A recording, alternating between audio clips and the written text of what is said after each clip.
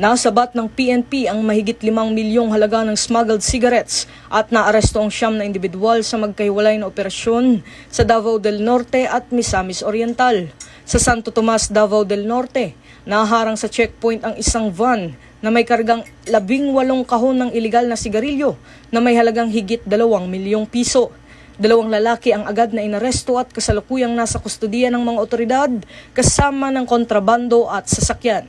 Samantala sa Naawan, Misamis Oriental, 7 karagdagang sospek ang nahuli kung saan nakumpiska ang 205 master cases ng smuggled cigarettes na tinatayang higit 3 milyong piso ang halaga. Batay sa ulat, 6 sa mga naaresto ay iniuugnay umano sa Philippine Coast Guard. Ayon kay PNP Chief Police General Jose Melencio Nartatas Jr., bahagi ito ng pinaigting na kampanya laban sa smuggling, alinsunod sa PNP Focus Agenda na layong protektahan ang kita ng pamahalaan at ang kaligtasan ng publiko sa pamamagitan ng enhanced operations at integrity monitoring. Hinihikayat naman ng PNP ang publiko na makiisa sa laban kontra smuggling sa pamamagitan ng agad na pag-uulat ng anumang kahinahinalang transportasyon o bentahan ng ilegal na sigarilyo sa pinakamalapit na istasyon ng pulisya.